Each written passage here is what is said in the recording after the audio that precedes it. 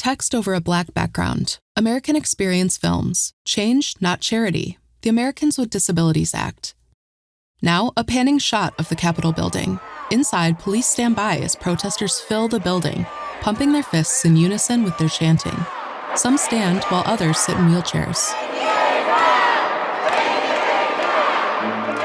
On March 13, 1990, disability activists from across the country occupied the rotunda of the Capitol to demand the passage of the ADA, the Americans with Disabilities Act.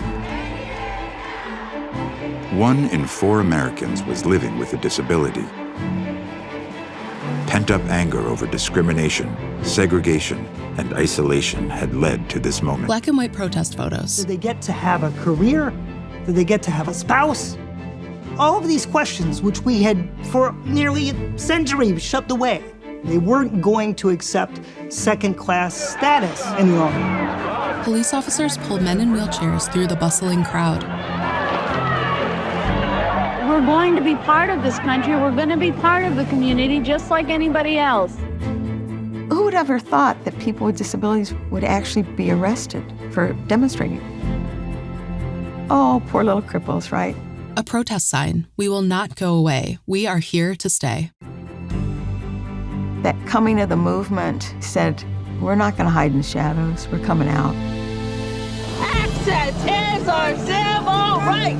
Access is our civil right. For the protesters, access and opportunity should be a birthright.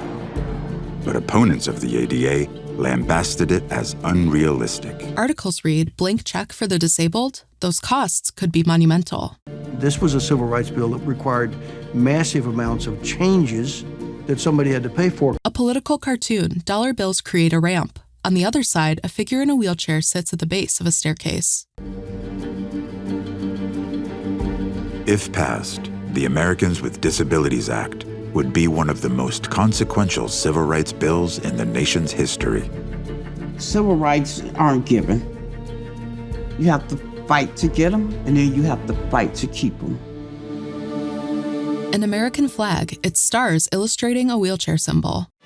We are live. Now, split-screen footage of families gathered around their home TV sets.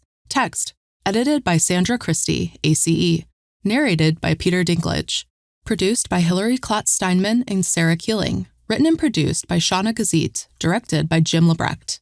We're coming to you from the Resort and Convention Center of the world, Las Vegas, Nevada. This is the Jerry Lewis Labor Day Telethon.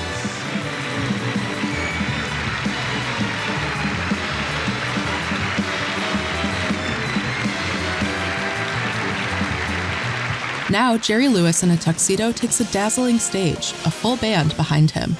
At its height, the Muscular Dystrophy Telethon, hosted by beloved comedian Jerry Lewis, was watched by nearly half of the country.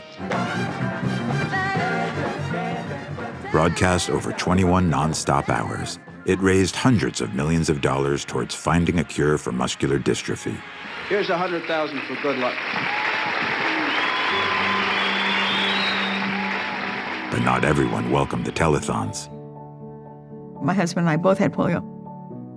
We would hide. I mean, we didn't want to go anywhere on Labor Day weekend because everyone assumes that you had muscular dystrophy. Everyone assumes that you're part of the telethon. It was terrible. Cindy Jones, publisher, Mainstream Magazine. Cindy has wire-rimmed glasses, shoulder-length gray hair, a sharp blue blazer, and sits in a mobility scooter. We need lots of money, lots of love. Every penny you send in adds up to dollars. Matter of fact, if you want to give $100 or more. The telethon was really detested as a tool of using pity as a way to collect money. Mary Lou Breslin, co-founder, Disability Rights Education and Defense Fund. Mary Lou sits in a wheelchair sporting short gray hair, dark frames, and a bright blue and purple scarf. If you give us money, we're going to cure this poor, helpless kid of whatever their disability is. In 1981, after more than 2 decades of huge TV ratings, a disabled lawyer named Evan Kemp published an editorial that stunned readers. Aiding the disabled, no pity please. Playing to pity may raise money, but it also raises walls of fear between the public and us. With its emphasis on poster children, he wrote, telethons equate disability with total hopelessness. Cindy. When I was 5 and a half, I was chosen to be a poster child for March of Dimes. I was chosen because I was blonde, blue-eyed, and braced. I was like queen for a day. I was in the parade and on the float. A parade sign, keep the wheelchairs empty. News articles, polio poster girls on parade. They were signs reading, "We need you for Mother's March on Polio, Friday, January 31st. Stars helping Dimes drive." I was in first grade, and March of Dimes had used my photo for a flyer to promote polio vaccines. My teacher says, "Oh, we have a flyer with Cynthia's photo on it." So she passes it back. And I wonder, what photo did they use? Was it the party photo? Was it this photo, that photo? A young Cindy grins. And I got the flyer on my desk. I thought, oh my gosh. They used a photo of two kids running through a field. And it said this, and me in my party dress, and it said, "Not this." I was shocked. Even now when I speak it, I am horrified. I wanted to crawl into my desk. So in an instant, I realized nobody wanted to be like me. In black and white footage, the Notre Dame Cathedral, grand spandrels and arches. What's the matter? That eye, staring at me. Somebody's in there. It's an animal! The hunchback of Notre Dame, his shoulders wide and round, his face asymmetrical. The blockbuster 1939 movie, The Hunchback of Notre Dame, underscored the impossibility of blending into an able-bodied world.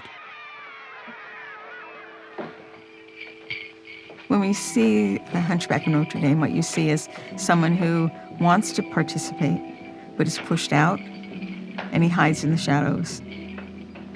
If you have a disability, is that what you're supposed to do? You're supposed to hide in the shadows? Materials from a Fitter Families contest read, "Some people are born to be a burden on the rest." Negative attitudes toward the disabled were formally sanctioned more than 100 years prior with the eugenics movement, an ideology that viewed disability through the distorted science of social Darwinism. Over half the states in the country had laws allowing compulsory sterilization. Alongside the rise of eugenics, cities across the United States began to pass what became known as the ugly laws. From San Francisco Order Number 783, any person who is diseased, mutilated, so as to be disgusting, not allowed in public places. Black and white photos of men on the street, one with an eye patch, another blind, a third with crutches. In San Francisco, the law said if you were diseased, mutilated, that you shouldn't be on public display. It was out of sight, out of mind as public policy. Lawrence Carter Long, disability rights advocate with cropped gray hair and a light gray blazer. Doctors often advised families that the best place for the disabled child was in an institution, even encouraging them to never mention the child again. News footage of a street lined with trees on an overcast day. At dinner time, on February 2nd, 1972, millions of Americans watched in horror as TV reporter Geraldo Rivera exposed the conditions at the Willowbrook State School in Staten Island. Willowbrook was the largest institution in the country for children with developmental disabilities. Inside the institution, individuals sit along a wall appearing despondent. In a dark bathroom, patients lay on the ground under a row of sinks, rocking back and forth. We toured building number 6. They were making a pitiful sound, the kind of mournful wail that it's impossible for me to forget. Disabled people being treated, I don't think it would be allowed in the zoo for the animals now. Arlene Mayerson, directing attorney, Disability Rights Education and Defense Fund. Arlene has long white hair and soft waves, pearl hoop earrings, and a matching pearl necklace. It was a shock to the nation.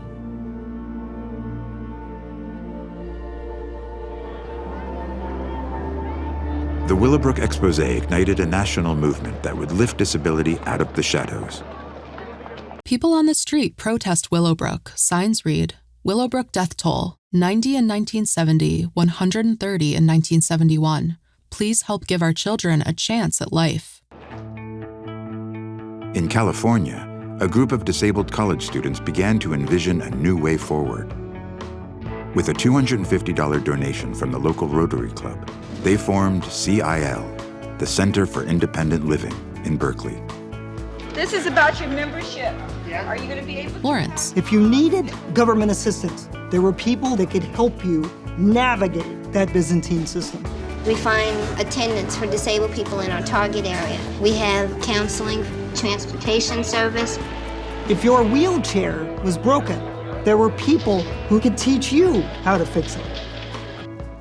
So, for the first time in many people's lives, they were given the opportunity to dream, where someone would ask, what do you want to do with your life? An American flag, its white stars illustrating a wheelchair symbol. Text, American Experience Films, Change, Not Charity. The Americans with Disabilities Act. Alfred P. Sloan Foundation. Corporation for Public Broadcasting. GBH Voices and Equity Fund. Robert D. L. Gardner Foundation. The American Experience Trust. On PBS.